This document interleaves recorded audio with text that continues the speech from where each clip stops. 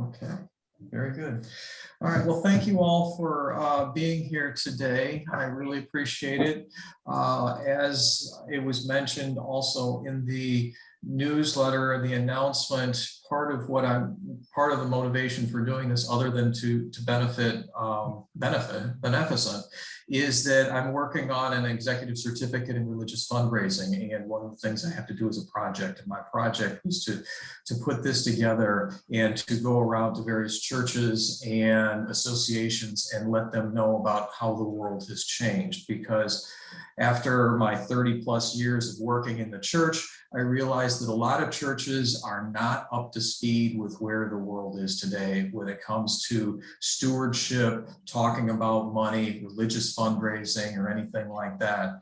And since finances are an essential component of us, enabling us to carry out our mission, they figure it's better to know what the landscape is so that we can be more effective when it comes to raising funds, so that we can carry out our mission and be more effective and further Jesus' ministry in the world. So thank you very much for being here. Now I'm going to be sharing my screen, and so I will not be able to see you all. If you have questions, I'm going to get a little sidebar of a few folks. So if you have a question, would you please stop me and actually come on and say, hey, question, stop, could you clarify something like that? All right. Okay. So here we go.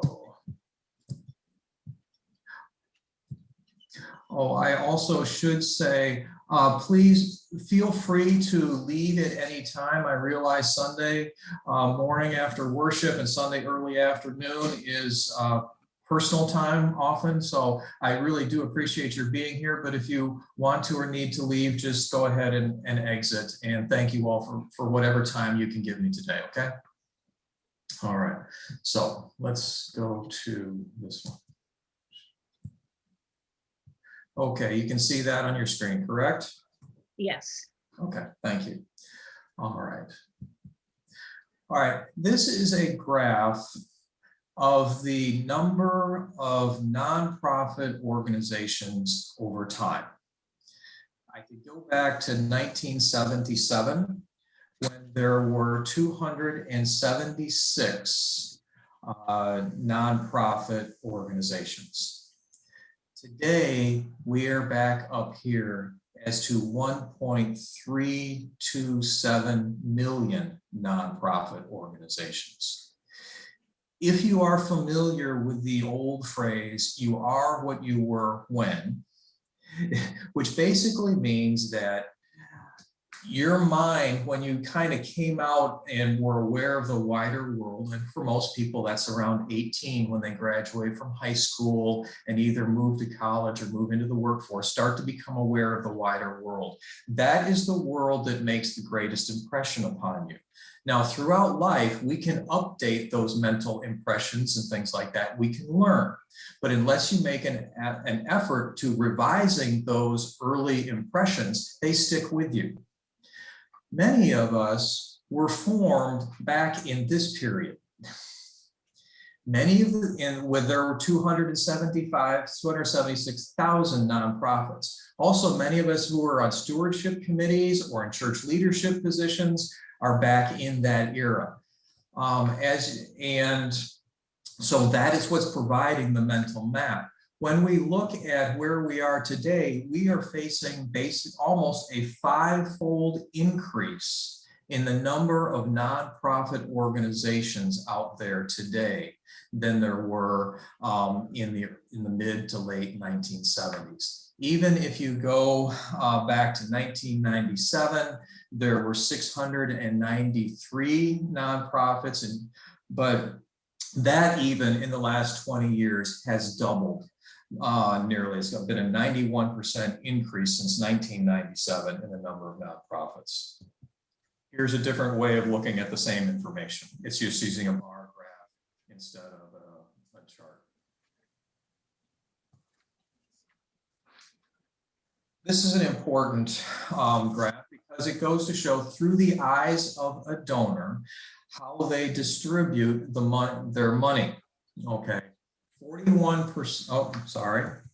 Okay, to people who are donating money, the donations to religious organizations occupies about 73% of charitable contributions. However, that is split between congregations and religiously identified organizations. The religiously identified organizations would include things like Catholic Charities, Church World Service, Habitat for Humanity, Bread for the World. Oftentimes women's shelters, homeless shelters, and soup kitchens are religiously identified organizations. Then there are the non-religiously identified organizations like local and regional food banks and food pantries, thrift stores, UNICEF, Heifer International, all of those are other organizations. So when you look at through the eyes of the donor, making a contribution to a religious organization out of his or her head is divided between congregations, local faith communities, whether it be the mosque, whether it be the synagogue, whether it be a church, or a religiously identified organization. So something that is a religious contribution from somebody could be only 41% of that is going to us.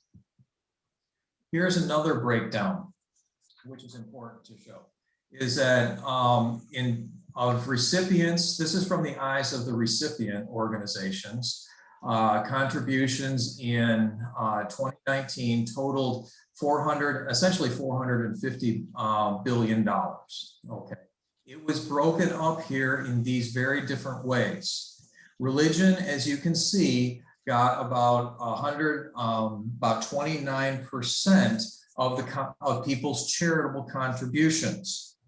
Okay, so it is true, and you have probably heard it, that people's giving to charity or charitable organizations has steadily increased. And we had a really banner year in 2019, the last year that we have information available for. The challenge is that the percentage of that is going to religious organizations has steadily declined over the last 35 years. 35 years ago, we had 56% of people's charitable giving. Today, we're down to 29% of people's charitable giving. Now, there are lots of explanations for that. It's a complicated piece, but one of the complications is the growth of other very worthy charities. For example, charitable dollars have been going to other worthy causes like the environment, climate-related issues, increased 9.4% from 2018 to 2019. Giving to education went up 10%. Giving to the arts went up 10.6%. Giving to public benefit societies, as I mentioned, non-religious organizations in the previous slide, went up 11%. So what we're seeing is that people are dividing up the amount of money that they're giving, even if they are giving more. Now, we also see another complication in all of this is that we are seeing in our culture, as you know, a decline in people who are identifying themselves as Christian in the US population. As you go down the generational scale, the number of people that are, percentage of people that are identifying as Christian with the silent generation, which is the one ahead of us, baby boomers, they're people who are 75 and up, was 84%. By the time you get down to millennials, only 49% of the millennial generation identifies as Christian. Okay, baby boomers are still at 76, Gen X is at 67. 40% of millennials are unaffiliated with regard to religious participation, which was a switch from 10% of the silent generation. So we're seeing a decline in people who are identifying as Christian, and the number of Protestants also is going down. So we have And it's also part of this is something that I think Pastor Elizabeth mentioned, and certainly I fall into this category, as many other people do, is that we don't think that God only works through the church. God works through lots of different organizations and lots of vehicles. So while we might give to the church, and we do, we also give to other organizations out there. And that's tending to be true amongst all generations, and especially as you start to move down the generational scale from the silent generation to the baby boomers to Gen X to the millennial generation and now. Who's giving to nonprofit organizations? As you can see, the bulk of the people who give to nonprofit organizations are individuals. That's the top frame there, where it was 82% between 1980 and 1984. By the time you get to 2015 and 2019, the far right-hand column, it's down to 70%. So the number of people making contributions to nonprofit organizations is going down. What's filling the gap are family foundations and bequests, because you can see that bottom line, corporations, is staying fairly stagnant around 5%. So what we end up seeing, and by the way, there's another source which would put that far right-hand column at 69% for individuals as opposed to 70%, and foundations at 17% as opposed to 16%. Importantly, the trend for giving by individuals is downward, and the gap is being filled by foundations and bequests. Also, the number of individuals is decreasing. So here's another chart. It's the number of people who are making contributions in the past 12 months. This is a poll that was done by the the Gallup poll that came out in April of 2020. And as you can see, the percentage of people making contributions was at 86% in 2002. And by the time you get to 2020, we've dropped down to 73%. Okay, so the percentage of people that are making contributions is also declining. Okay, now, in addition to all of that, when in the 2017 to 2018 time period, I was able to pull up those statistics. Giving by individuals declined by, the total dollars declined by 3.4% while adjusted for inflation, while giving by wealthy families and through foundations and corporations increased by 4.7%. So essentially what also the area where we're seeing the biggest decline is in the middle and lower middle income classes. The annual, for a household annual income of $40,000 to $100,000 saw a 12% decline in the number of givers from 2017 to 2020. Those below 40,000 with an annual income saw a decline of 17% in the number of people making contributions, whereas those at the higher levels of income are giving larger amounts. So one thing that I would assert is what we're seeing with regard to giving mirrors what we're seeing in society at large. We have a greater disparity of income, and the middle class is evaporating, and the middle class is where a lot of those charitable contributions were going, both in the number of people and the amount of giving. So we have the higher income people giving lots of money, but there are fewer of them. And the middle and the lower middle classes are being squeezed out because they don't have the disposable income, and they don't have it, and they're not getting any breaks. So that would be my David, I have a question. Yes. Is the green line the higher income class? What's the green line? Thank you. That the green line, the top line, is the number of people. The bottom line in there is the number of people that are volunteering, that are contributing time and talent. Oh, okay. Okay. Good question. I was about to get there before I moved on. So thank you for doing that. Thank you for asking that question.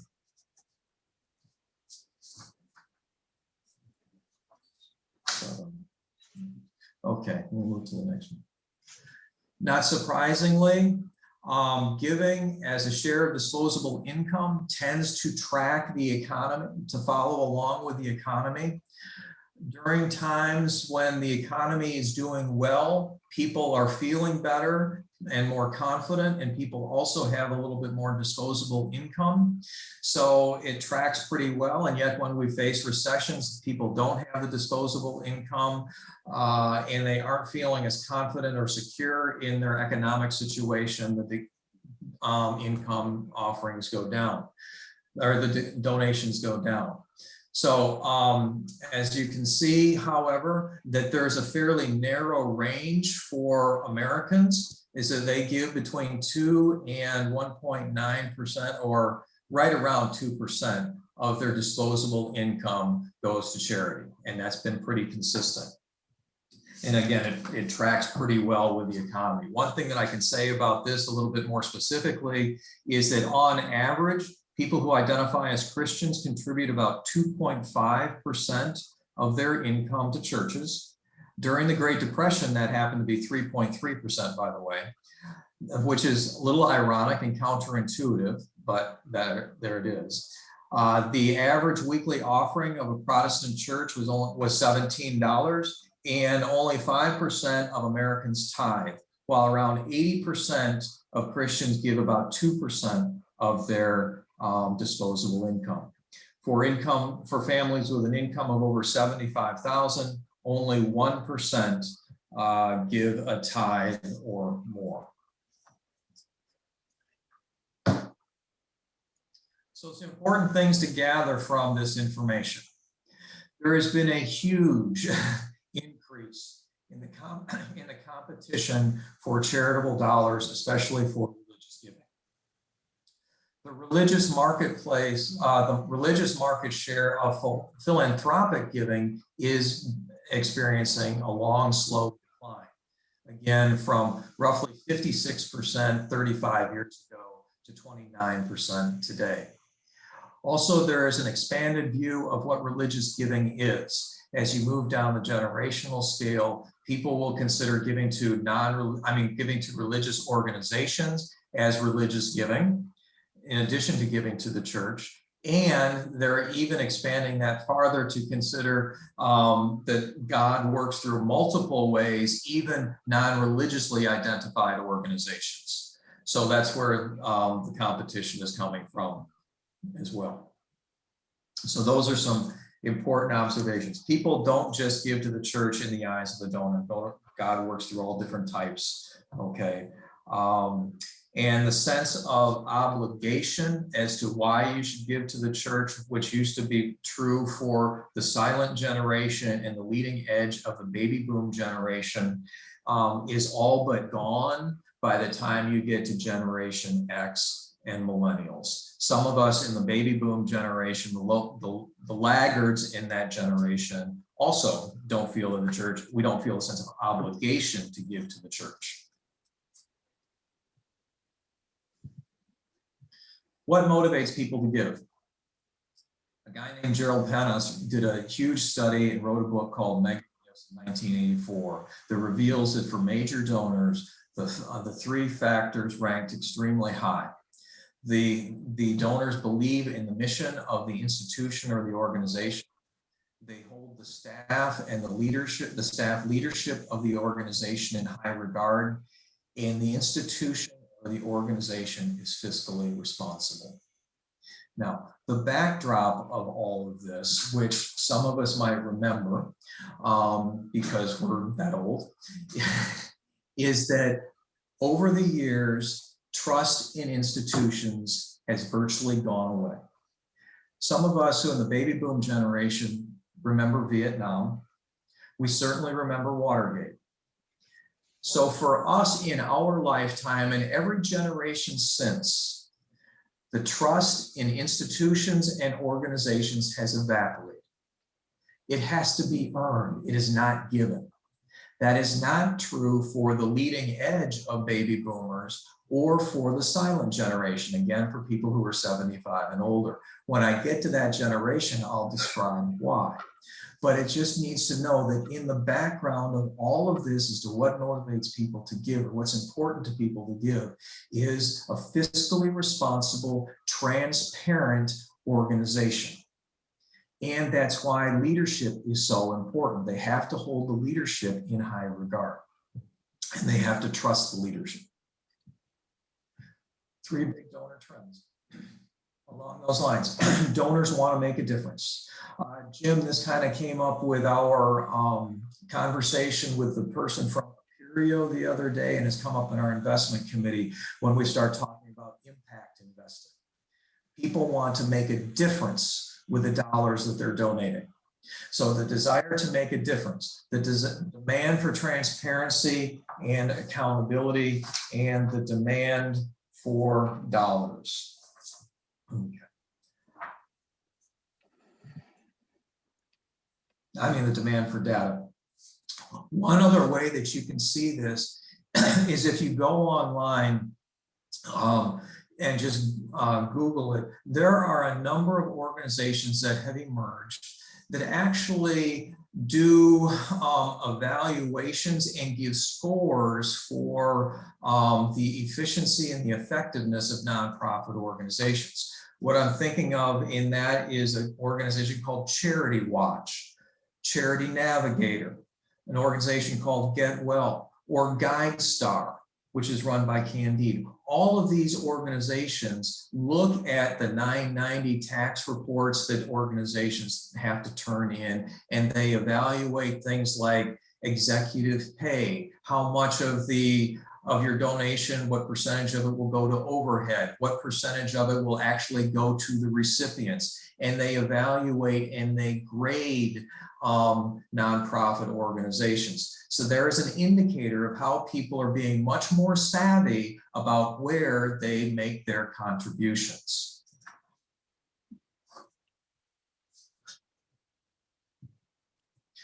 What donors want to know: what is your mission? What do you do? How are you changing people's lives? Who are the people that you are serving? What needs do you address? What is the impact that you're having on your immediate community? How are you measuring success? What does success look like? Do you have a strategic plan and goals for the future? Transparency and accountability. How do you report out what you're doing with people's money? How clear are you? How accessible are you? If somebody comes to you and asks you, well, how are we spending our money and what are we doing with it? How are you able to answer them forthrightly, or are you going to give them a little sidestep because it's something they don't need to hear about, or don't want to know about, don't want to reveal? And also, again, the involvement of leadership. Because as I will show later on, one of the things that grows increasingly important in this time period as we move away from organization-centered contributions or strategies and the lack of trust is relationships. Relationships. So the involvement of a trusted leadership of your organization is crucial in trying to be successful in raising funds.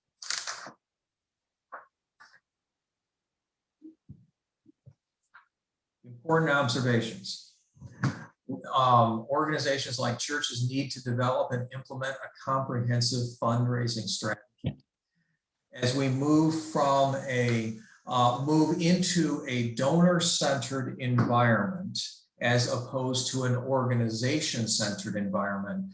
And what that means is that it used to be until, I mean, at least when we were growing up and probably into the 2000s, early 2000s, something like that, we had an organization-centered giving strategy, which meant that you focused on the organization and what it was doing. The downside of too much focus on the organization was it left out the important role that the financial donors contributed. Because without those financial donors, then organizations couldn't do what they did. So they've now switched over to a donor-centered environment, which talks about the relationships of the donors and how crucial they are. Because people don't primarily give to institutions or organizations anymore. People give to people.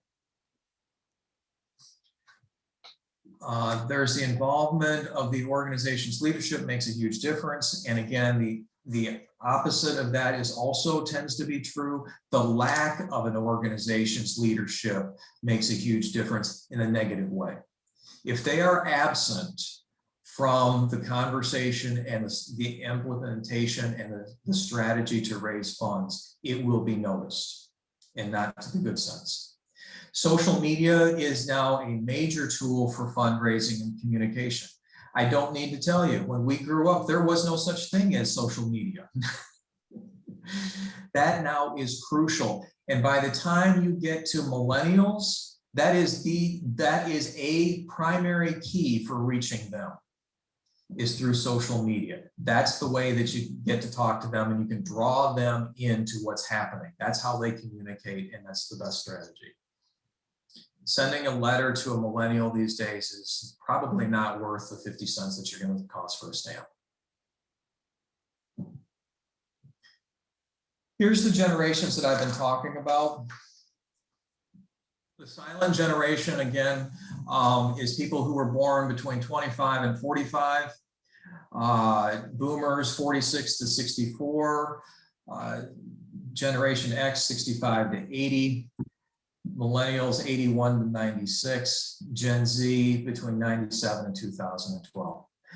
I am not incorporating in my work and in this presentation the people who are part of the greatest generation.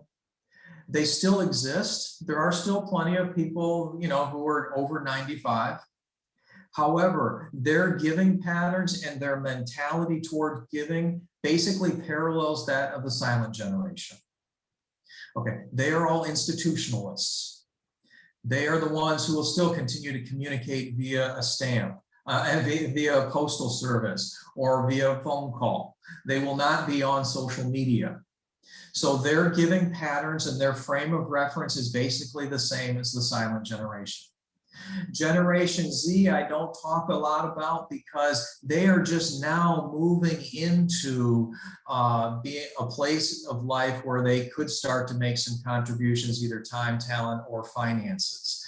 But that's just the leading edge of Generation Z. Many of them are not, are still in high school. They're in their mid-teens or pre-teens. So I don't spend a lot of time on Generation Z, except that to note that they are following the prior generations with regard to millennials.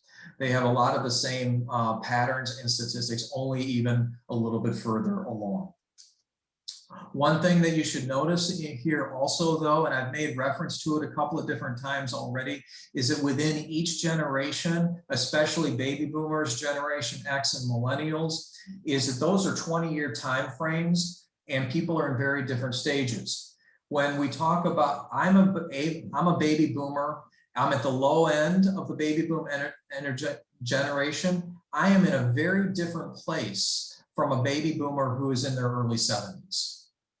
I'm still working. I still have kids in school that I am still supporting. And yet I'm still part of that generation. Most baby boomers who are 72, 73, 74 are all retired. They may not have children that they're supporting. They may be helping their grandchildren, but they don't have children that they're supporting. Same thing with Generation X. A Generation X person that's in 41, 42 years old is in a very different place from one that is in their mid-50s. However, they still share enough characteristics with one another that they can be considered a cohort. And the same thing for millennials. A millennial that's in their mid-20s and one that is about 40 years old are also in very different places, especially in that age group, because so many of life's markers take place within that age group. In that age group, a lot of them are starting to get married. Some of them are having children and starting families, and some of them are fairly secure in their professional lives. So there's a huge difference in some of the millennials, and yet they have enough common characteristics within that they can be considered to be a cohort. Okay. David, can I ask you a Paul. quick question? Because I thought Okay. that was phenomenal, and it is phenomenal. Are you also taking into consideration with the generational differences, the way that, or have you incorporated or thought about the spending associated with, the different generational, categories that you had on that last slide? Have you ever given any consideration to that? Right. Thank you, Brenda. That's a great question. I'm mostly going to get into that a little bit later when I talk about the millennials, but I'll go ahead and start to make the comments now because you've invited me to do so. At least I think this is what you're asking about. I had a conversation just before I left on vacation with a person who's a millennial and is also into fundraising. She said, if the church isn't talking about debt, they're not talking to our generation.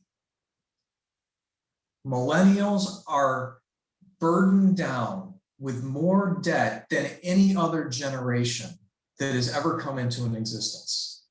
And that is hampering them in every stage of their life. It is hampering them as far as their professional choices. It is hampering them with regard to buying a home. It is hampering them with regarding to finding a life partner.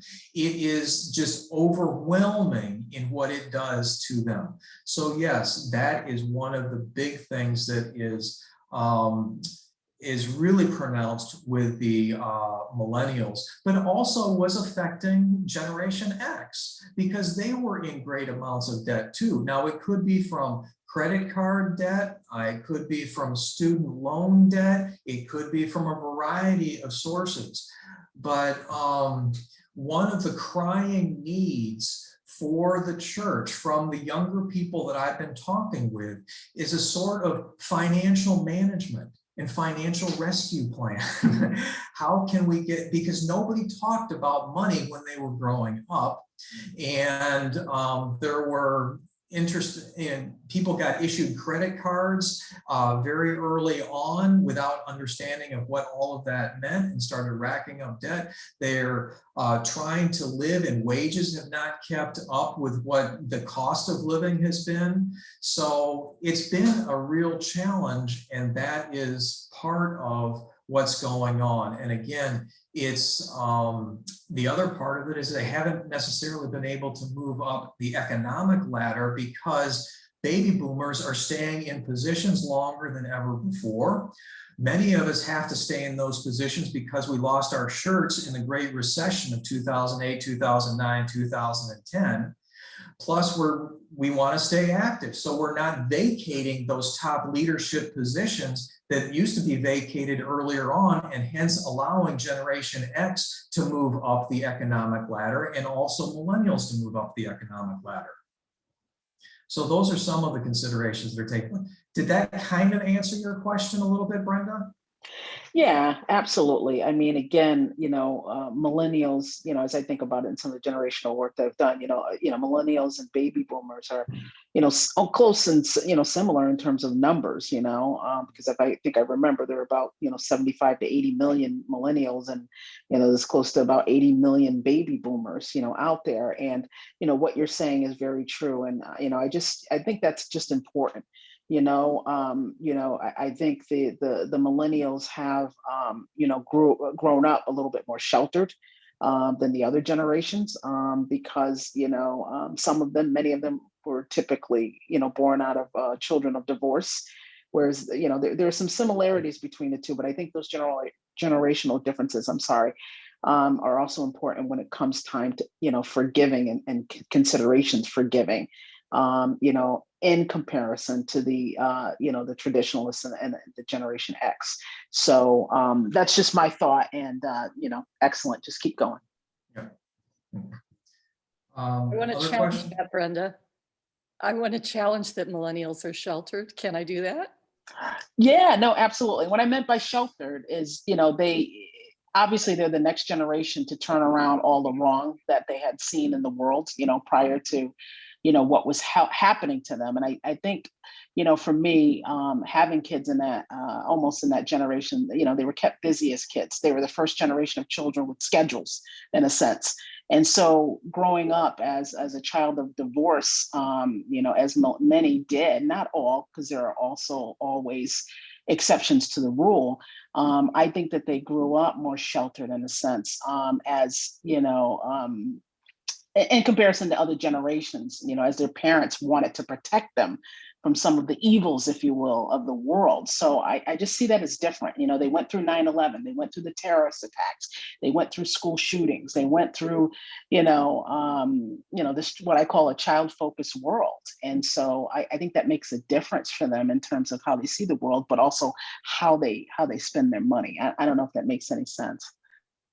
It does. And I have other things I'd love to say, but I don't want to take the presentation away from David. So take it away, David. Okay. I will. And I think, Pastor Elizabeth, you and I are probably pretty close to the same viewpoint on millennials, since I have two of them. I've got, actually, they're borderline. One is a tail end millennial, and the other is a borderline millennial Gen Z. So, and they have some very interesting perspectives. That's absolutely true. So but that's a great conversation for us to have. And thank you for Brenda for introducing it, because it is an important conversation. So thank you very much for introducing it. Here is contribution by generation. Okay, as you can see, in the information I have is from 2018, because that's about all we can get anymore. That's as recent as we can get. Gen Z obviously is giving a small percentage because there are very few of them. Millennials are giving 14% of the overall pie. Generation X is at 23%. Boomers are at 40%, and the silent generation is at 20%. Okay, not much of a surprise there. Let's see if I can move my cursor. There we go. This is one which may be helpful also. I like it. It's really good. Okay, if you look at giving by generation here, okay, there's obviously the baby boomers. Okay, 75% of us give, which brings up to 55.3 million donors. We give at an average of $1,061 per year per person amongst 4.2 charities for a total of $58.6 billion per year. Now, the striking thing here is that the next big generation is not the silent generation, but is the often denounced Generation X. People love to rail against Generation X, and yet look at them. 55% of Generation X gives. They give at $921 per year to 3.8 charities for a total of $32.9 billion a year. They are the second largest giving generation that we have, even though they are as maligned as they are. The next one is matures, or the silent generation. 78% of them give. They're fantastic givers. They have a great giving ethic. Their problem is the numbers are getting smaller, which is not surprising. They're dying off. 23.5 donors, they are the most generous or group or cohort. They give $1,235 per year, strewn amongst 6.3 different charities for a total of $29 billion. Then you go down here to millennials. The 51% of them give. They are a very generous group if you consider all that they are dealing with in their young adult lives. Again, these are people who are in their maybe 23, 24 years old up to about 40. Think of all the changes that people are undergoing. They were also the generation that was hammered more than any other generation with the pandemic. Okay, so they've been tremendously affected by the Great Recession, and they have been now affected by the pandemic, and they have been a secondary recipient of all the challenges that faced, because they're the ones who are catching the fallout from Generation X and baby boomers. But 3.41 million of them donated at $591 for a total of $20 billion per year for last year. So they are a very generous generation, considering where they are in their stage of life. And David, this also includes demographics, correct? Is there a demographic focus with this, or is, you know? What? Yeah, so when you the- said, I've got yeah. the age demographic is the one I'm working with. Okay, now, and just in terms of area demographic, does that play a part or role in this? As far as region of the country? Correct, yes, No, this is a national survey. These are national results. thank you. Yep.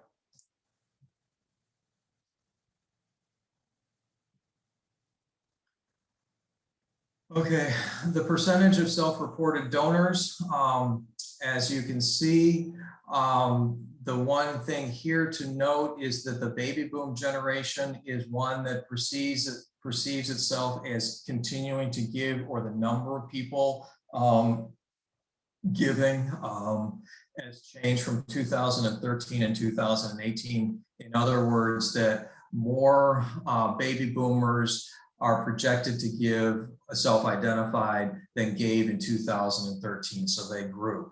The matures, or the silent generation, not surprisingly, is declining. Like I say, they're just dying off, to be quite honest. Millennials are starting to move into those areas where they're starting to have more and more demands on their financial resources.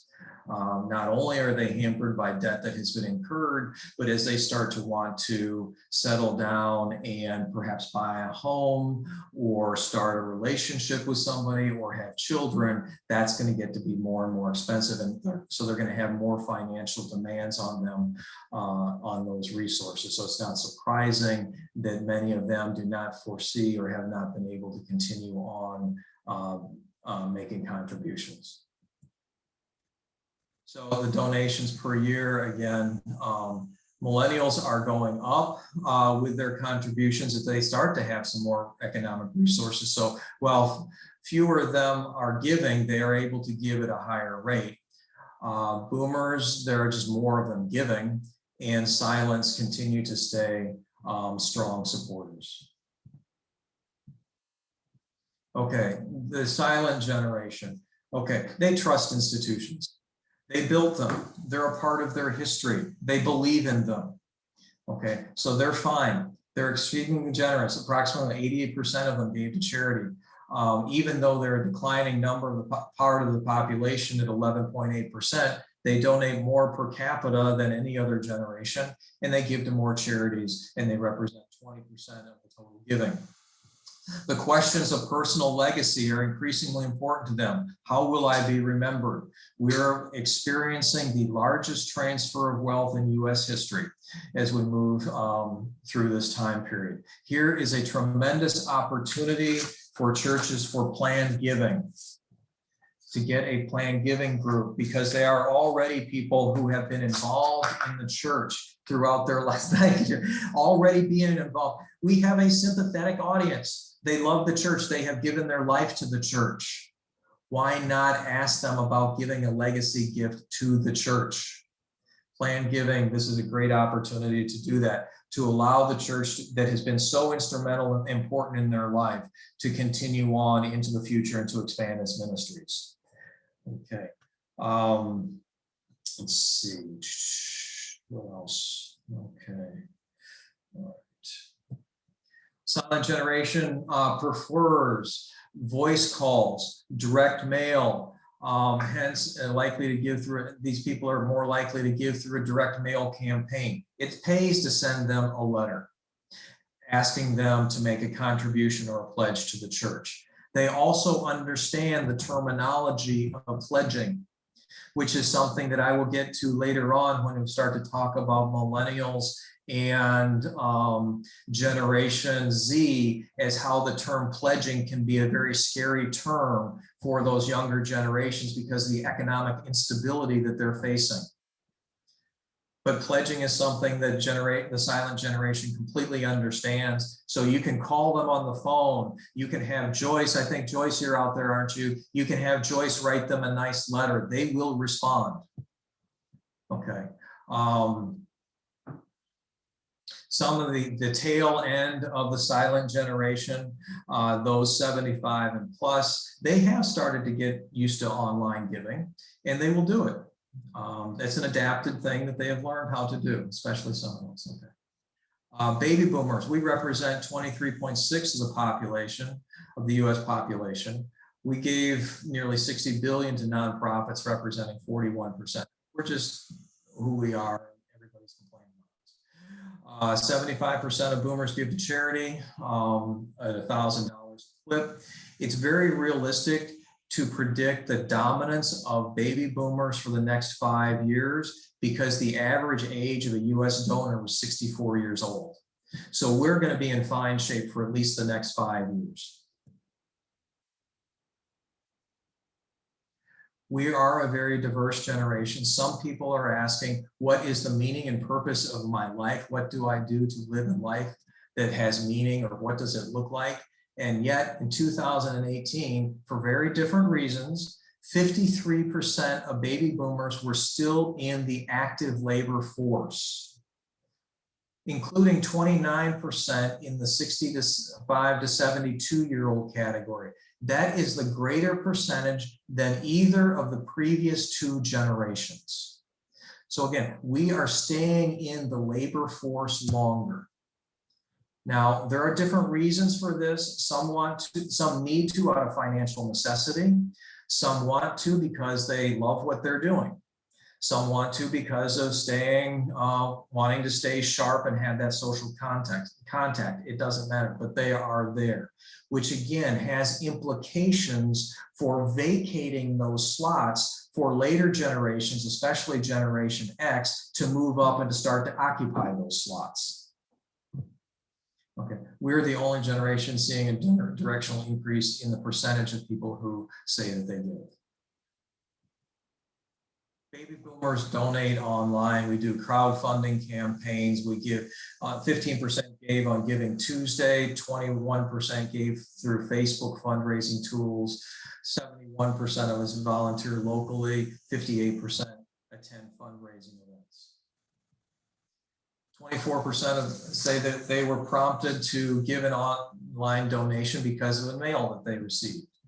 We answer voicemails. We also check our email pretty regularly, and we can even text message sometimes when necessary. Okay. Initially, we were slow to adapt to the new technology, and yet once we take to it pretty quickly. But it is a learned behavior for most of us. Boomers are more likely to make recurring donations on a monthly or quarterly basis. In fact, 49% of boomers are donators on a regular monthly giving program. Here would be an opportunity for the church, for any church, to encourage their people who want to give to talk to their HR departments at their employers and see if they can have a payroll deduction. So that it comes out on a regular basis. It would be an after-tax deduction, and I checked in with this with Martha before in our payroll service. But there are payroll services that will allow you to make a deduction to a charitable organization, and a church is a charitable organization, so that it comes straight out of your paycheck on a regular basis. So that is something that churches can explore. Generation X. Okay, they're 20.4% of the population. Thus, they are not a small sliver of the population sandwiched between an enormous and massive millennial generation and the baby boomers. There are roughly 6.6 million Gen Xers in the US and 67 million millennials, which is a difference of less than 2 million, or roughly 2% difference. Okay, a more meaningful way of thinking about Gen X is that they are approaching what has always been considered to be the prime giving years, those of between 45 and 60, people who were oftentimes in previous generations would have been empty nesters and would not have the obligations of raising up their own children. They also would have been reaching the peak of their earning years in their professions. So that 45 to 50 or 60 category used to be one that would financially support the church tremendously. That is a possibility now, but again, it has been slowed due to a large, wider social factors. Okay. Again, Generation X is somewhat behind passing life's markers. As we have stayed in the workforce longer, they suffered losses in the recession and things like that.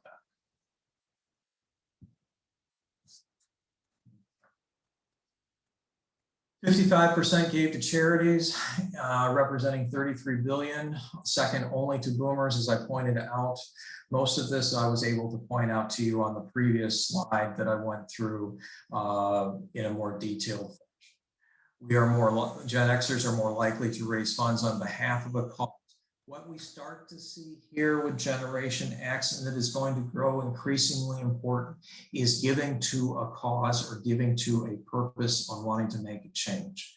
That really starts to take hold in Generation X and is full blown by the time we get to millennials. Yes, we had baby boom generation starting to look at that, but we also had our affiliations with the church. Now it is moving more to wanting to make a difference in the world. Gen X prefers text messages or voice calls. Gen X regularly does check their email. They do stay up on social media. Email prompted 31% of online donations made by Generation X. 59% of Gen X is inspired to donate to a charity by a message or an image that they saw on social media. So again, start to notice the important role that social media plays, not only in communication and networking Gen X people together, but also as a means of inspiration and drawing them to a cause to which that they can donate. 19% through Facebook fundraising, 45% through crowdfunding. They gave on Giving Tuesday, and 49% enrolled in monthly giving program. One thing that is an analogy for that monthly giving program that might help people understand where I'm coming from is also talking to one person, is many people give or have payroll deductions for National Public Radio. Or, they might give $10 out of my paycheck every week or every 2 weeks. It would go to National Public Radio, and that can be a payroll deduction, another charity. And that is a manageable amount on a weekly basis that people can give for Generation X or millennials that eventually adds up. And whereas asking them to make a pledge or write a check for $500 is just too overwhelming, or $250 is overwhelming. But if you can get people to donate small amounts on a regular basis as a regular giving program, that is something that is much more feasible for them and palatable. Millennials are 25.9, basically 26% of the US population, 51% gives to charity. Again, a lot of these statistics I went through on that other chart that compared the generations all together. They gave 20 billion, representing 14% of total giving.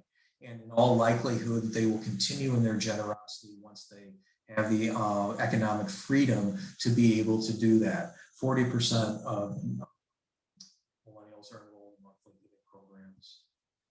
They volunteer locally. They give on Giving Tuesday. These are just some statistics of how important social media is. Millennials are active on their phones and respond best to text messages, social media, and only infrequently check personal voicemails and emails. I can vouch for that, having two in that category. If I want to get in touch with my daughters, I text them. I do not send them an email. It will sit there forever before I see it or before they see it. So Getting them through their phones is the best. Millennials are likely to contribute to work-sponsored initiatives, to donate via mobile phone, watch online videos before making a gift. Again, kudos to Beneficent. As we have text to give, we've incorporated that into our giving strategy. That is spot on. That is a great way to incorporate or make a giving option available that millennials will really like.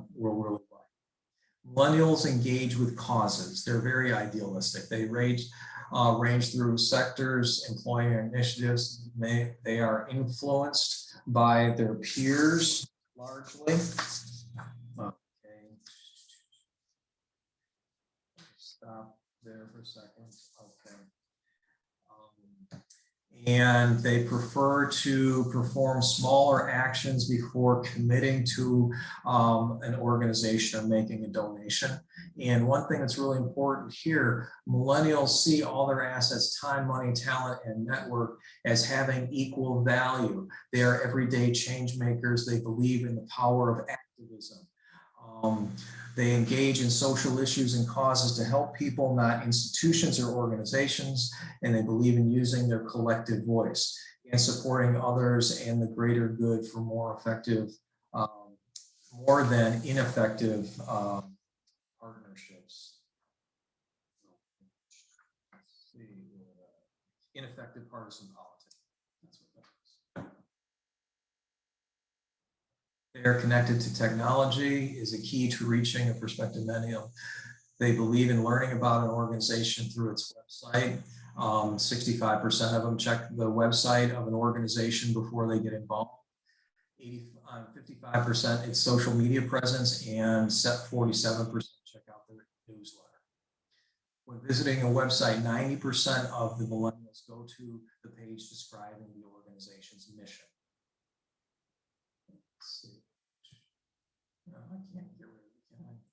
There we go. Okay. Learning point. Your website should reveal a mission that is unique, purposeful, and concise, with a clear call to action. So one way to think about millennials is that they around the words connected, involved, and giving. They're involved. Millennials give time. They volunteer for what inspires them. Millennials' participation is driven by personal relationships and connections. They make a place for them and their voices at the leadership table. Okay. 81% prefer to learn about volunteering opportunities from their peers and families. A one-time, well-placed, long-time volunteer options. Okay. By a 2-to-1 margin, millennials who volunteer are more likely to contribute financially to the organization.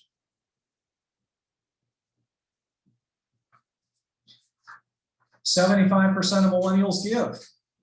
They're incredibly generous. 15% give over $500. In supporting a nonprofit, 47% said they would give their time, 16% said they would give their money, 37% said they would give both time and money. Millennials overwhelmingly prefer to donate online or via their smartphones, which are their companions.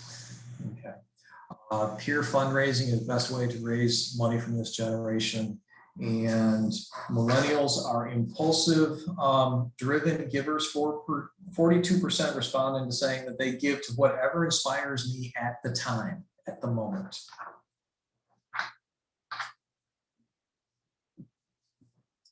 Okay, now this is the last group that I want to look at because historically we've lumped, or we've not looked at gender differences. And women have different giving patterns than men do. Surprise, surprise. Also, as you move up the scale, women tend to be more involved in church than men do. So I think it's important that we start to look at women. Now, I do this with fear and trepidation, just like I did with talking about millennials, since I'm not one, and talking about women, since I'm not one. But perhaps the women here will keep me in line. Women are more likely to give if they are involved. They see their gift as an expression or an extension of a relationship. Conversely, men tend to have a more transactional perspective. Women, more women than men, 80% versus 68%, expect the requests for a gift use to be honored.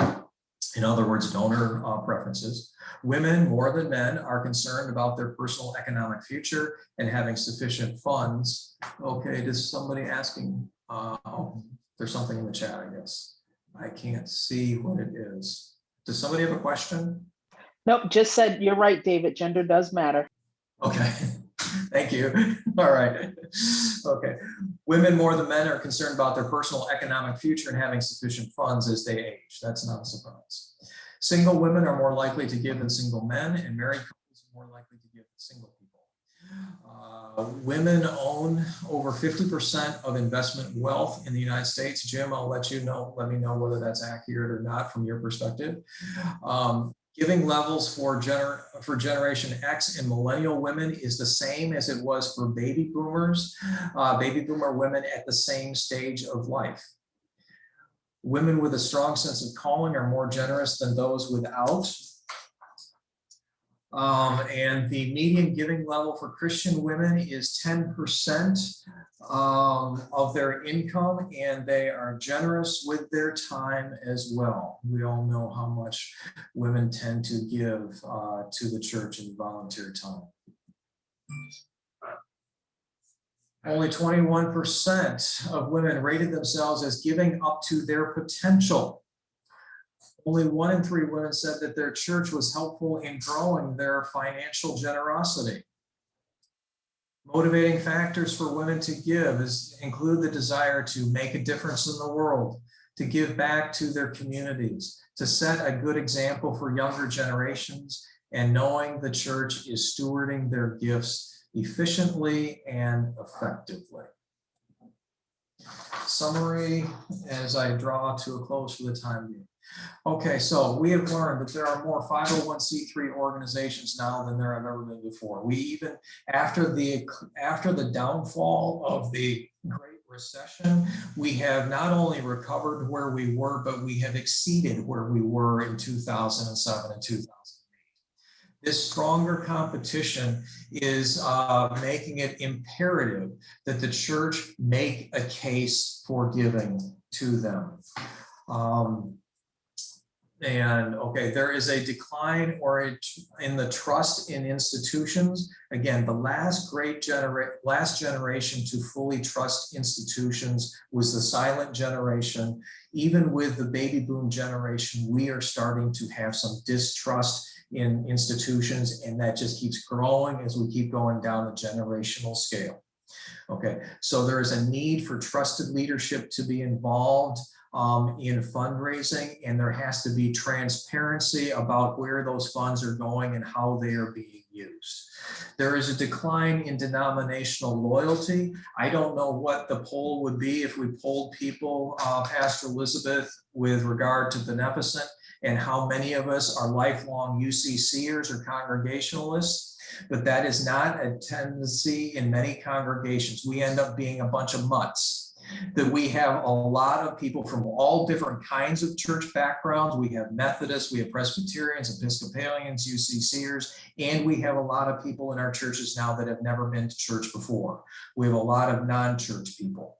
Okay, so there's a very different dynamic because a lot of them if they were part of a church, like they're Catholic or something like, they bring that church's perspective on money into beneficent. If they had no church background, they don't know what the expectations are. So there is a need for an educational process when people come into our congregation as to how they are supposed to handle and think about money, because they haven't got it or they're from all over the place. Okay, there's also the expanded view of religious giving. It is no longer just to the church. There are also, again, religiously identified organizations and non-religiously identified organizations. Hence the need to make the case as to why they should give to you. 2 stories along this line that I think are illustrative is I read in an account is that there were 2 different donors that this author interviewed. Both of them were lifelong church people, and they gave significantly to their church, which was fine. Yet they also gave multiple $1 million donations, one to their alma mater, and then another gave to a youth center, a local youth center. So the person who was involved in fundraising went and asked these people why they did what they did, why they didn't leave those millions of dollars or multiple $1 million gifts to the church. Why have they just been okay givers or on the good side of giving? And the first one said because he understood that if he gave it to his alma mater, it was going to use that money to change people's lives for generations. He was funding a program in one of the departments of the university. And he knew that if he gave it to the university, it was going to be used well, and it was going to be used to change people's lives and have a permanent effect. And he thought that if he had given it to the church, all it was going to do was going to sustain a fellowship. It was going to sustain a building of the fellowship of the church. Okay, the other person's rationale was, he said, yes, the things that God can work through the church, but God is also working through this local youth center to change people's lives. That's why he was giving it to the local youth center, because he knew that it was going to change people's lives. Many of us grew up in a time when the church was saying, you should give to us. We're the church, we're an organization, and you need to give to us. The problem with that is the question that people are asking now is, why should I give to you? What makes you different? Why should I give to you as opposed to the local youth center? Why should I give to you as to the homeless shelter? We have to be able to make our case as to why people should fund the work that we want to do. So it becomes, what is your mission in communicating your mission to other people? People are increased evidence and interested in telling your story. Multiple generations are involved in a church. We might have as many as 6 different generations in a church, and you need to attend to each generation differently. In other words, like I said before, sending a formal letter to somebody who is millennial probably isn't going to get the job done. Just like sending an email to somebody who is a silent generation isn't going to get the job done. You need to use generation appropriate communications and skills. Men and women also behave differently and should be treated differently. During church, different church backgrounds, including no church background. Okay, and we need to learn from the competition because we are considered to be the same as the competition. So what that means is that social media is very important, getting our story out and telling it. Also includes best practices of saying thank you, and thank you yet again. You cannot thank people enough. And thank yous must be prompt and timely and specific. Thank you notes result in gifts, and also tie the gift that the person is giving to enabling it, how it will enable the organization to fulfill its mission, tying those contributions to mission. And let me pause right there. I have let me go one last piece. The spirituality of giving. Fundraising is proclaiming what we believe in such a way that we offer other people an opportunity to participate with us in our vision and our mission. In order to effectively offer that opportunity to participate, church leadership needs to have absolute clarity about the church's core foundational values, what its mission is, and be able to drive that vision. Investing time and effort to be able to clearly identify your values, your mission, and your vision of a congregation is essential for strong fundraising and authentic relationships with would-be and existing donors. The values are what your church believes. For us, it is the fact that we're open and affirming, that we're accessible to all, that we're broadly and radically inclusive in who we are. Okay. The mission is, what is our overarching purpose for the church? Why do we exist? It is the reason for which the church's existence is stated succinctly, and the vision is the guiding, inspirational, aspirational image of what the church is called to achieve in the future. the pursuit of which inspires, motivates, guides people in their work together. It answers the question of how we are called to live out our mission in our context with the resources that God has entrusted to our care. Mission is the skeleton, vision is the flesh covering the skeleton. Vision is how you live out your mission. The two of them are intertwined. And that gets to a narrative budget, which we have talked about before, and I could go on with more, but that would be a different presentation or a little bit different presentation. So I'll stop there now and see what kinds of questions and comments this has generated from people.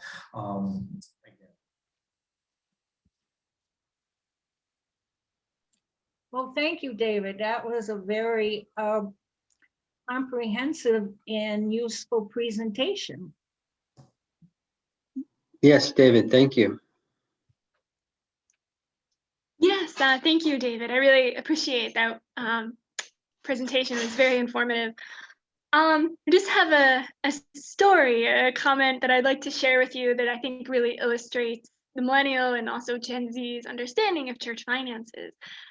I've spoken multiple times to friends of mine and described church finances, having a finance committee and an investment committee and investments, and they're shocked that that's how churches get their funding.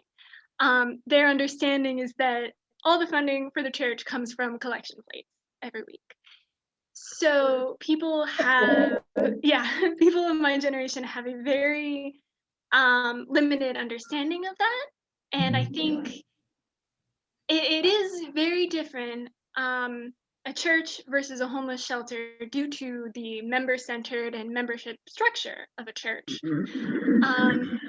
And people have a limited understanding of how church finances work for the members versus the wider community. And that's an important distinction when making any outreach to particularly millennials or Gen Z. I can't speak for other generations, but I think that's an important distinction and an important note to make.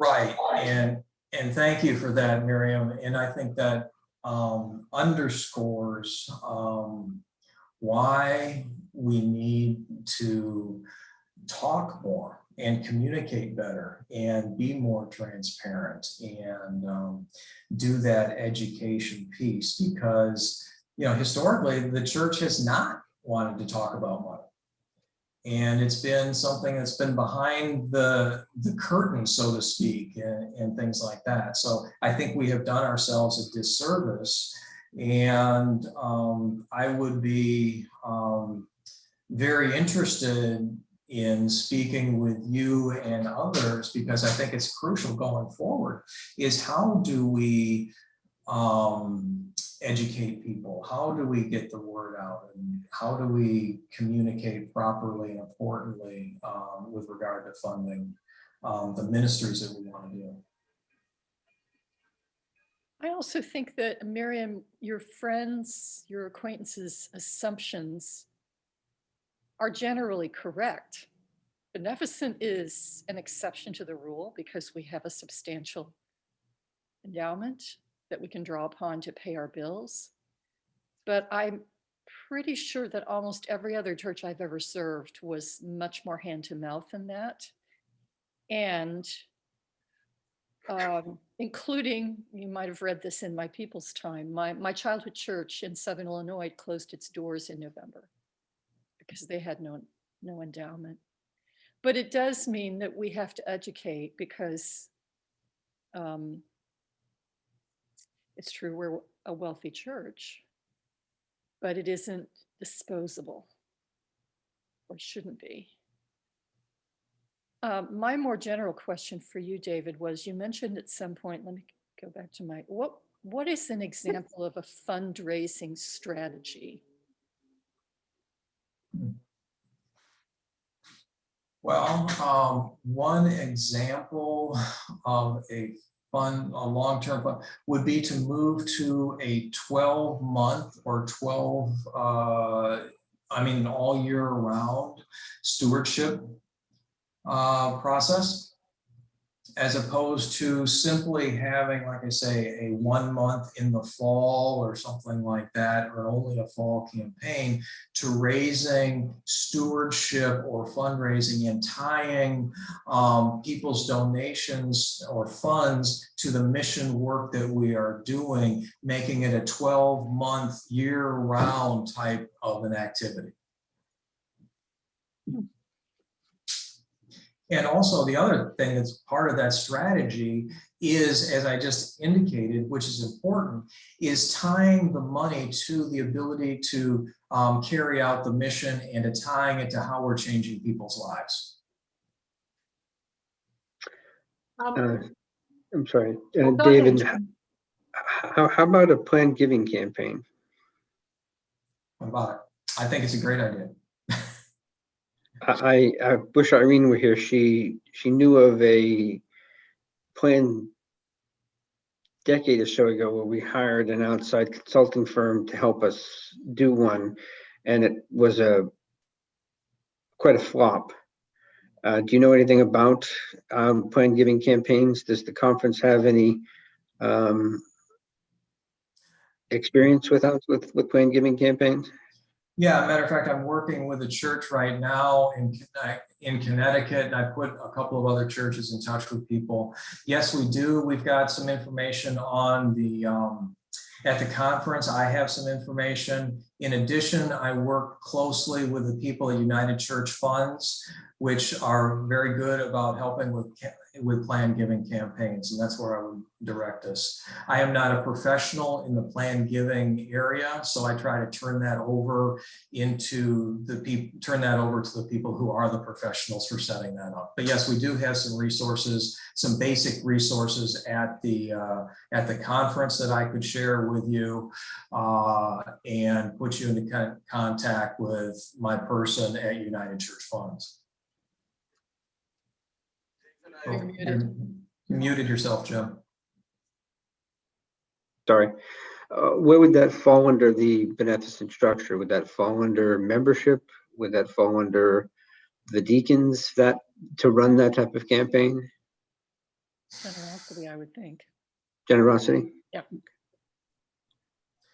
Yeah, historically, when you talk about church finances, we use the analogy of a three-legged stool.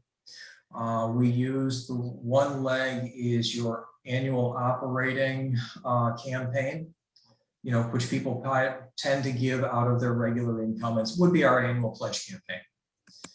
The other stool is your periodic large projects, which would be a capital campaign, which is a combination of both regular income plus accumulated assets generally for people. So that would be your capital campaign. The third leg of that stool is planned giving, which generally people give out of their accumulated assets and is an ongoing thing. But those are the three sources or the three pots that we talk about when we talk about financial development and providing for the financial resources of a church. Is those three legs. It almost feels like we have a fourth leg at Beneficent, David, because we do these flash drives. We do a lot of fundraising through reverse Advent calendar and Lenten giving. We have recent really successful examples of that. So it's almost like our fourth leg is that we do fundraising for other nonprofits. Right. The one aspect about that that's different, I think, Pastor Elizabeth, is those are for pass-throughs. We raise those monies for other organizations, right, exactly, not for the church itself. Correct. But the three-legged stool is for funds for the church itself. Got it. Got it. Right.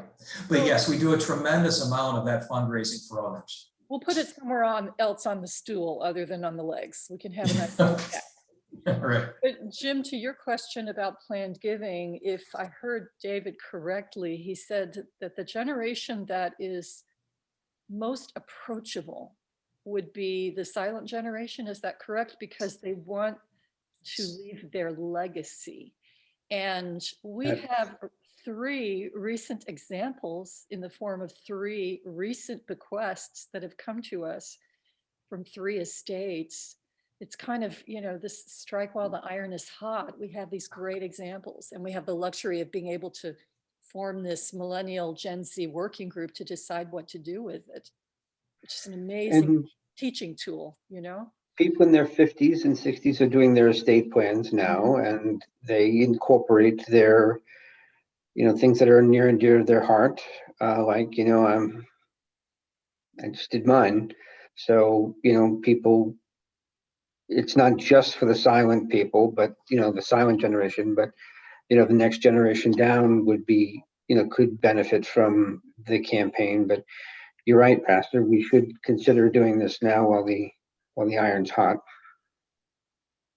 You're right in the sense that my first revocable trust that I set up was right after my daughter was born. I was 37 years old. That's when they begin to ask you those questions. Where do you want your estate to go?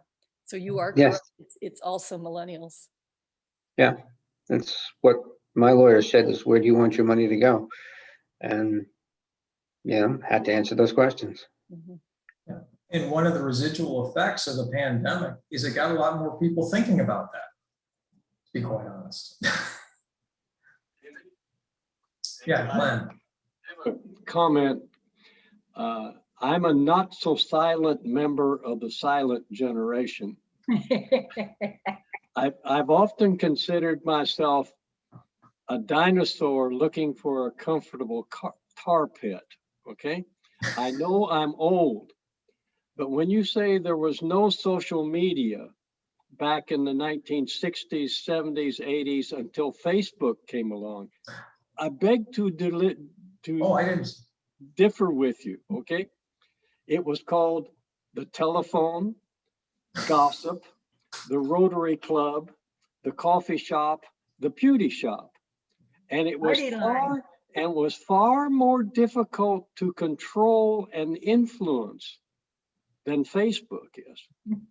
Facebook is far more out there, and you can respond to that. But when we had that social media, it was far more difficult to influence. But you still have that in addition to because people's impression of a church's reputation, that sort of thing, can easily go down the tubes. I've said that Rome may not have been built in a day, but it burned in one night. And the same thing is true with churches and their reputations. That's true. I do have another fundraising strategy. And that would be, we have to keep up our building. We have to pay the expenses or the cost to keep up the building. So I think we should use the building for the community, and we should offer our building as much as we can for the community's use. We have to keep it up anyway. That Round Top Center is a perfect place for programming. We're redoing the kitchen. I was assured it was going to happen, which I wasn't assured before. And letting them use the space for a very low cost. I'd let them use it for free, but that's just, the space is very, people can't afford to pay for space, but that's another issue. But then use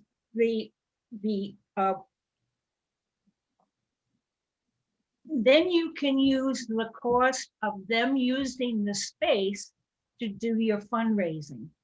And that's part of the idea of the whole kitchen, is because then you get people who have their own churches who will support what you're doing in your church.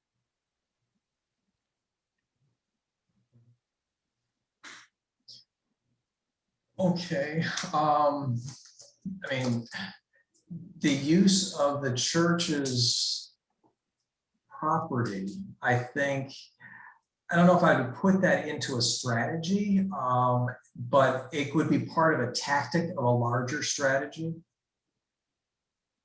I'll put it that way.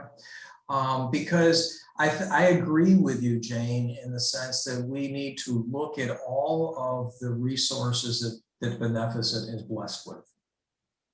That includes our financial resource, that includes our physical assets, okay, which is the property. And to see how we can use those to live out our mission.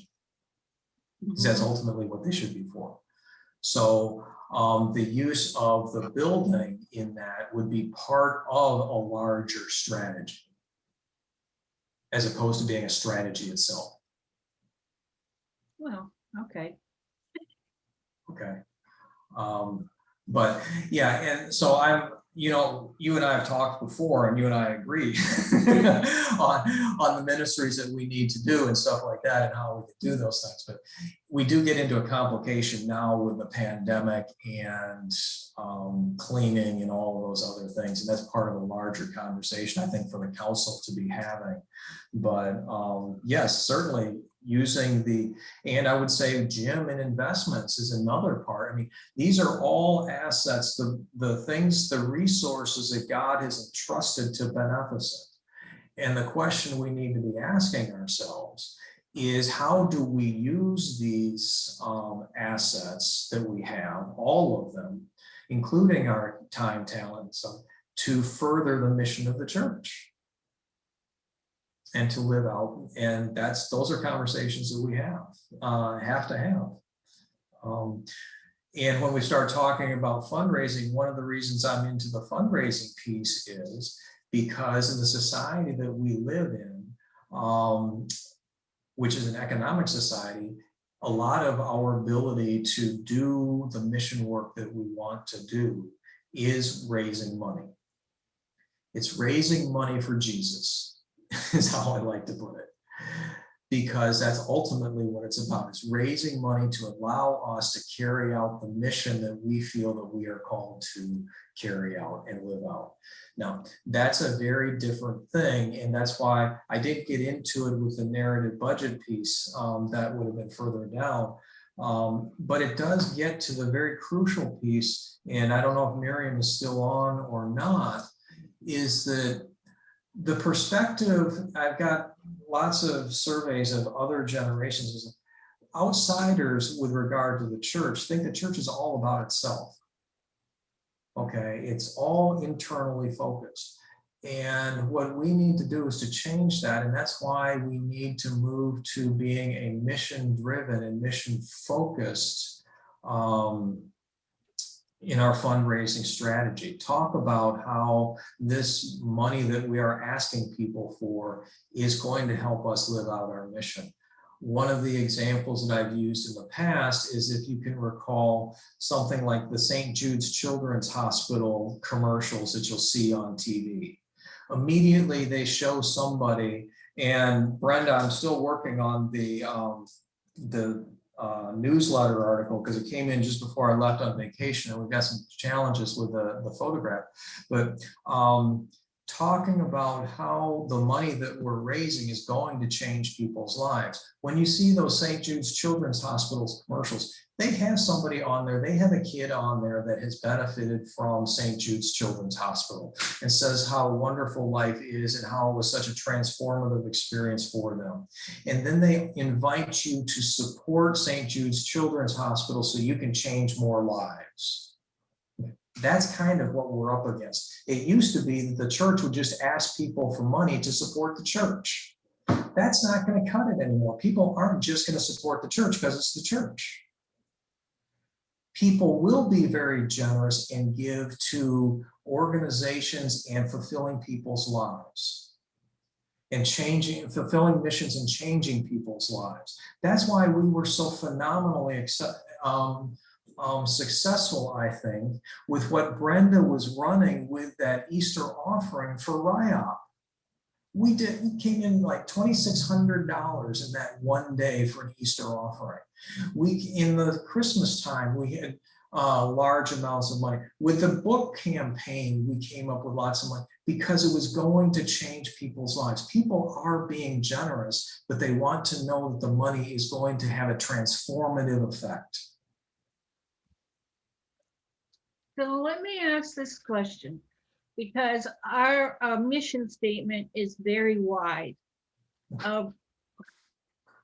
Would it be appropriate for fundraising purposes to have, or to try to refine the mission statement or the value statement or the vision? I'm not sure what I'm asking, but. I know. One thing that probably would be helpful for fundraising would be for the council and Pastor Elizabeth to come together and to create a vision for what they see Beneficent doing in the next 2 to 3 years, because that's about as far as you can project anymore, because things change way too fast. Right. And say how we envision living out our mission statement in the near future, and inviting people to engage in supporting that. I agree. Do you think we could do that, Miriam?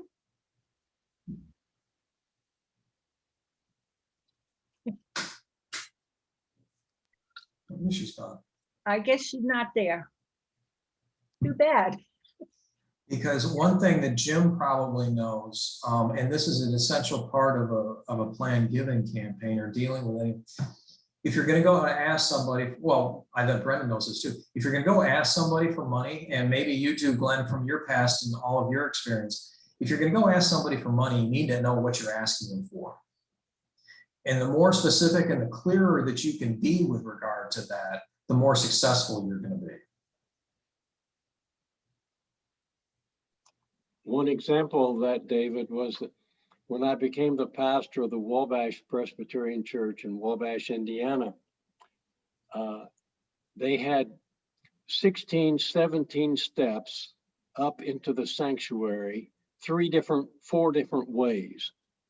There was no way a handicapped person or a person with some kind of difficulty climbing stairs could get into the sanctuary. They had tried to raise money to do something, a ramp, an elevator, or whatever. In previous years before I got there, they had raised $10,000. That was still in the bank. I said to them, you need to be more specific about that. What are we going to do? So we came up with a plan to put in an elevator. This is how much it's going to cost, we said. We started raising money toward it. We got enough money to put in the elevator. We started doing the elevator. More money came in. We were able to renovate a parking space behind the church to a small parking lot.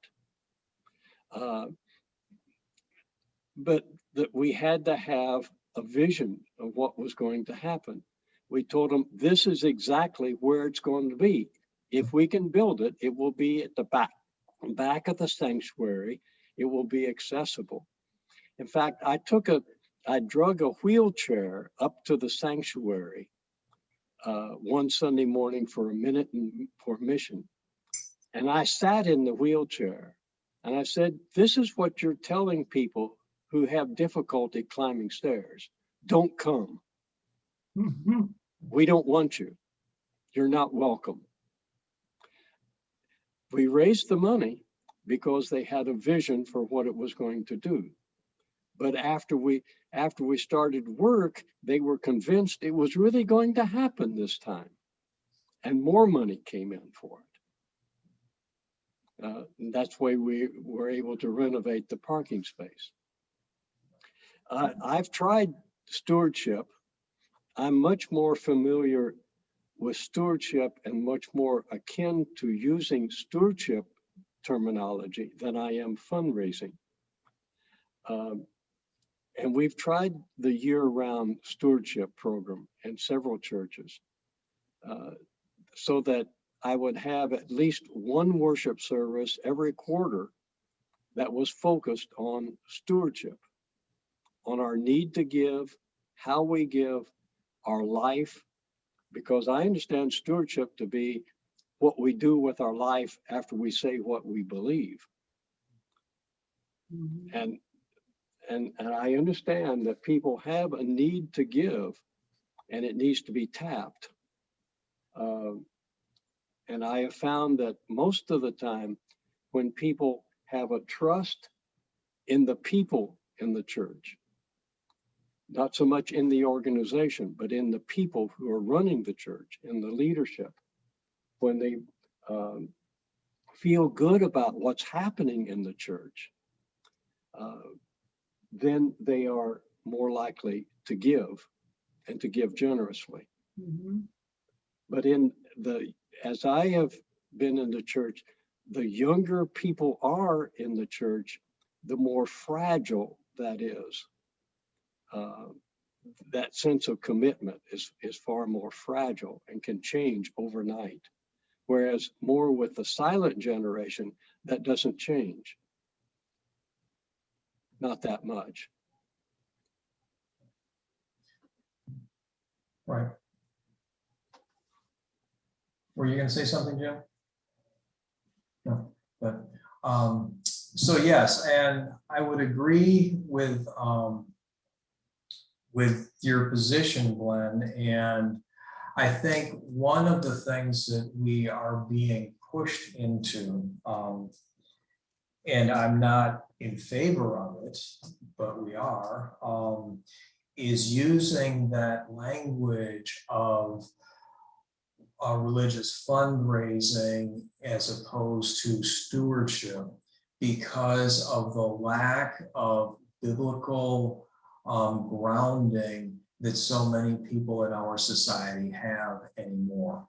And the way in which we can communicate with a larger percentage or larger section of society today is to borrow that language and some of those best practices, not only because we should have been using them in the first place, but it's because of the broader view of where people feel that God might be working through. Like I said, they can see that God is working through the local youth center just as much as God is working through the church. And so we end up being in competition with those other organizations, those other very fine organizations, for people's decreased disposable income. And that's why we have to be willing to answer the question of why should I give to you, or why should I give to Beneficent Church, as opposed to why I should give to the to RIOP. Mhm. Yes. David, I'm sorry, go ahead, please, go ahead.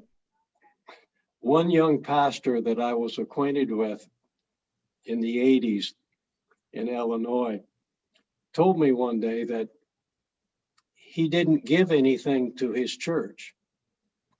He said, they don't pay me enough to give anything to the church. I did not understand that. I don't find that acceptable. Nancy and I have been pledgers from and tithers from day one. You have to show people how to give. I never made a big issue about our tithing, but people know. People find out. Because if the leadership is not giving to the church, people are not inclined to give to the church. Sure. Yeah. Jim? I'm always thinking from the endowment side. Sure. If and I understand the importance of the mission, and I truly do.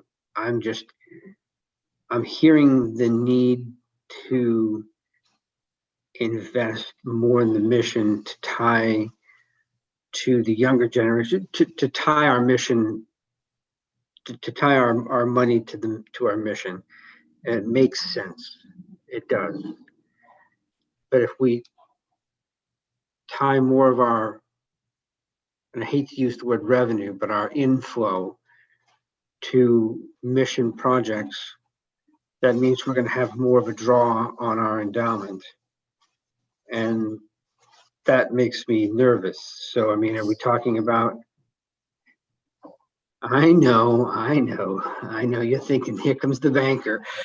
So, not necessarily, because if, for example, if you're using your building as part of, I just read an article actually, and it compared the Apple Store to a church. And they said the Apple Store had the right idea, that they made the store, and they compared it to, you should make the church the most important building in the community, and have everybody keep coming to the church, and have all these groups use the church, which is basically what the Apple Store did, is make it, like a welcoming store. And so when you do that, what you're actually doing is saying, we need the money to keep up the church building. It's sort of like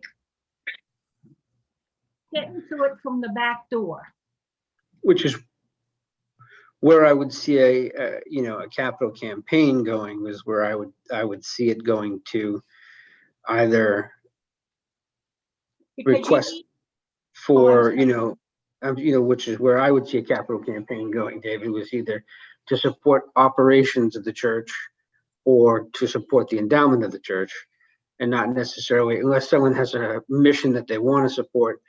If we're putting an ask out there, I would put the ask out there for, current use or endowment support, which is kind of where I've been thinking. And because I've been asking for a planned giving campaign for years, and nobody's either had the appetite to do one, or there's been an excuse not to do one. Now is not the right time.